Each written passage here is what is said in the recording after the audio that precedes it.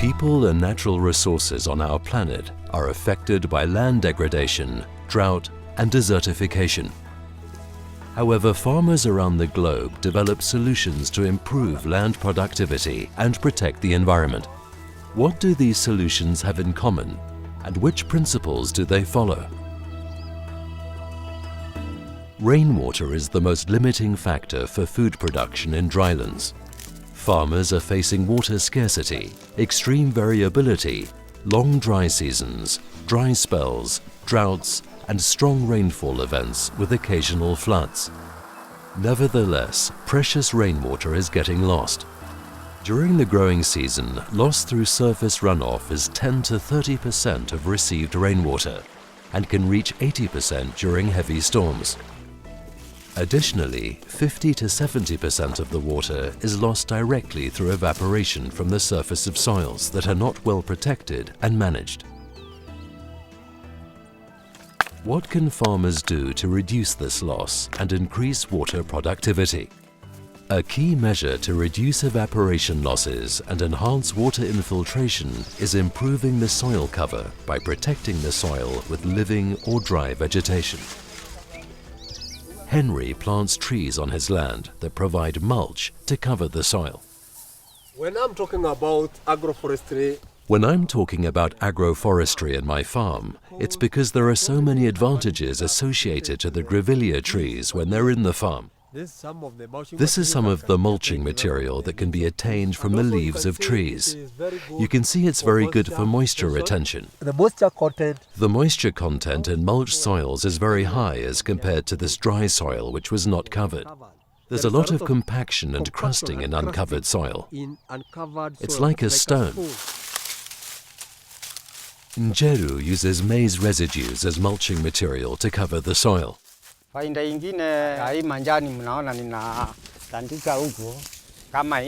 benefit from the mulch spread here like this is that it helps to reduce soil erosion during the rains. It also helps to reduce water evaporating from the soil when the sun is shining. Njeru also traps runoff with the stone walls he constructed. Many water harvesting technologies exist to make use of rainwater runoff. Improving rain-fed agriculture also reduces the demand on irrigation water. Joseph constructed a small pond to trap runoff. This is rainwater. When the rain falls, the pond gets water from up there. When there is much rain, the water comes this way, because this is a waterway. When water comes here, it sinks inside and then comes to the pond. It sinks inside and then it comes to the dam. The water is coming from up the mountains. It's just following where there's a furrow. It comes by itself because God likes me. Peter makes use of rainwater by building small micro-catchments around his bananas. I put the soil on this side. I put the soil on this side to make a bench to conserve the soil. Arranging this soil here will help to stop the water which would run from the pit and cause erosion to remain here. A healthy and fertile soil is the foundation for good land productivity. Plants obtain nutrients from organic matter and minerals. Soil fertility declines if soil is eroded or compacted and the biomass and nutrient cycle is not sustained. This undermines the production of food, fodder, fuel and fiber. What do farmers do to maintain soil fertility and minimize or avoid soil erosion? Njeru, for instance, constructed stone walls on his lands to stop erosion and trap sediments. One of the most important benefits from this stone wall is the prevention of soil erosion. When I've started arranging this stone wall 20 years ago, if you look, this was the level of the ground. And since then, we've conserved over 1 foot of soil.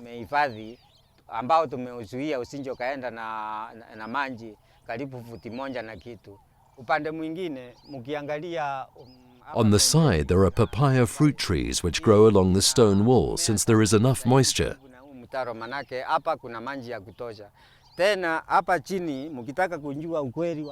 Again, below here, the soil on this level is moist, as if it had rained recently. Similarly, Peter built Fanya Jew terraces on his steep plot to conserve soil and water. I had enough produce of maize and beans to feed my family. I have enough animal feed. I've retained soil and water. You can see the effects of soil erosion. I am now on my neighbor's land, and you can see the effects of soil erosion.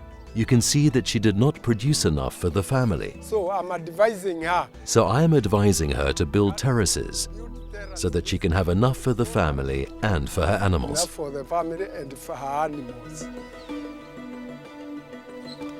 Different measures are taken by farmers to disturb the soil to a minimum. Zero tillage, non-inversion tillage and direct seeding prevent the destruction of the soil structure and allow the building up of organic matter. Instead of now ploughing as we normally plough, you need to apply a herbicide that will kill or that will suppress all the already growing weeds. After suppressing the weeds, Henry is ripping or subsoiling and then plants directly. The advantage of this equipment is that The advantage of this equipment is that it only opens the line, but no turning of the soil. it will expose no soil. It will expose no soil on top of the surface. To compare, Henry is showing what happens on a conventional plot that was ploughed. You can see the compaction. You can see the compaction on conventional farming, whereby the water loss is very high Loss is very high. and water infiltration is very little. Is very true. Maintaining or building up of the soil's organic matter and the creation of a good environment for soil organisms like earthworms or termites is essential. Different measures such as improved residue management, crop rotation, compost and manure management can be I applied. decided to set up a cattle shed which will assist. I decided to set up a cattle shed which will assist me in collecting quality manure that will be very rich in nutrients that are required by the plants. That's why I've cemented the floor and put up the roof that will protect it from water and also sunlight. This manure is of very good quality as compared to some other manure which is exposed to direct sunlight. Which are exposed to direct sunlight. I always see it good. I always see it good to apply some manure so as to have fertility and also to improve the soil structure. Improve the soil structure. In his conservation agriculture plot, Stanley applies intercropping.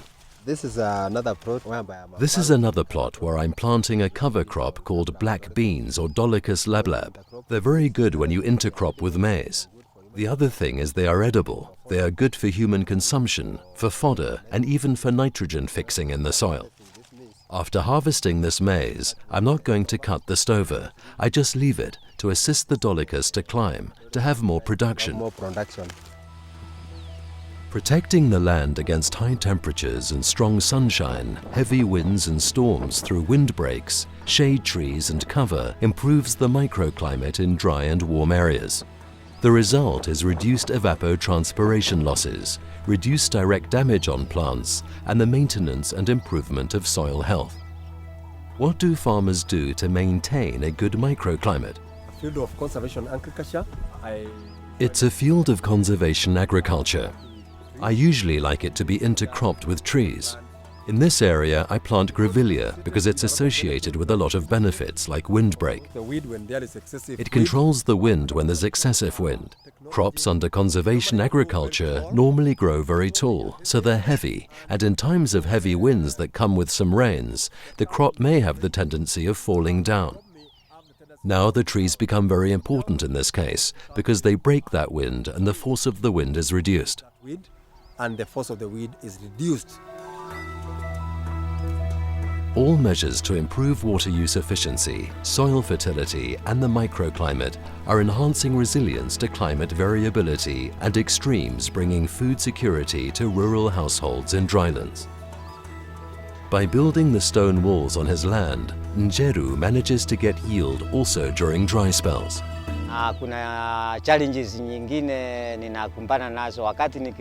When working, other people challenge me, saying, "Is this person okay?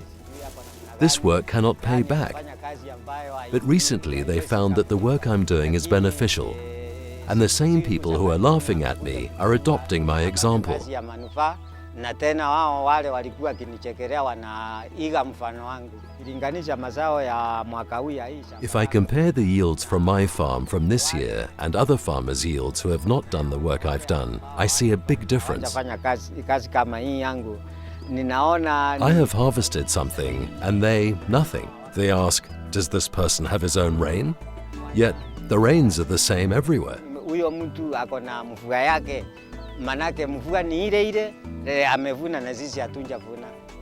Making maximum use of rainwater, covering the soil and creating best possible conditions for crop and fodder production can not only prevent from harvest failures, but provide essential benefits and ensure food security to people in dry areas.